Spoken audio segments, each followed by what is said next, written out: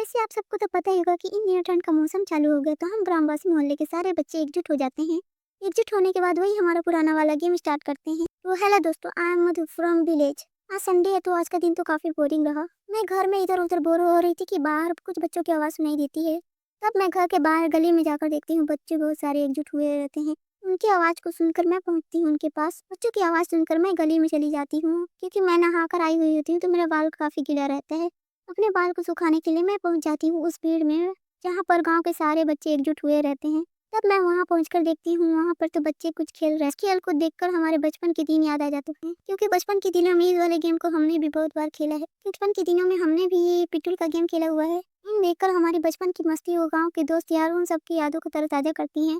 एक पल के लिए मैं भी अपने बचपन के दिनों को याद करके उन्हीं ख्यालों में डूब जाती हूँ। आज मेरे गांव के बच्चों को देखकर, उनकी मस्ती भरी लड़कपन को देखकर मन ही मन खुश हो जाती हूँ। इस खेल में कोई भी शामिल हो जाता है। और तो और इस खेल की खासियत हमारे फटे हुए मोजों से बनी गोलाकार गेंद सी होती है।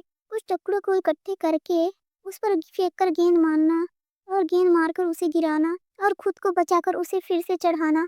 इस गिरे हुए तख्ते को फिर से चढ़ाना हुआ वो मस्ती भरी यादें तरोताजा हो जाती है। अपने बचपन के दिनों को तरोताजा करने के लिए मैं इन बच्चों के साथ शामिल हो जाती हूँ क्योंकि मुझे पता है वाली बचपना दोबारा मुझे नहीं मिलने वाली फिर से, इसलिए मैं इन सारी चीजों को सुनहरा पल को अपनी बचपना को फिर से जीने का सुनहरा मौका और मस्ती करते हुए जीने का कुछ अलग ही मजा है। उन बच्चों को अपने साथ मस्ती करते देखकर मेरी तो बचपना ही नहीं जाती। हम ग्रामवासी अक्सर गांव के मैदानों में ये वाली गेम को खेला करते थे, लेकिन इन दिनों किसी को इतनी फुर्सत थी कहाँ के कोई मैदान जाए। हर कोई व्यस्त है, किसी को कहाँ ही फुर्सत है। आजकल के लोग तो अपने फोन से ही फुर्सत नहीं हो पा रहे हैं, फोन में ही आंखें डुबाए बैठे रहते हैं। असल जिंदगी का मजा तो अपने मोहल्ले के दोस्तों के साथ लड़ाई झगड़ा करके हुआ करता था। इस लड़कपन में कौन बड़ा कौन छोटा सबको एक साथ शामिल करके खूब मस्ती के साथ खेला करते थे। तो बाय बाय दोस्तों, आशा करती हूँ आप सब स्वस्थ होंगे, मस्त होंगे और अपने अपने कामों में व्यस्त होंगे। तब तक के लिए बाय बाय। मिलते हैं नेक्स्ट वीडियो में, तब तक के लिए अपना ख्याल रखिएगा। सी यू।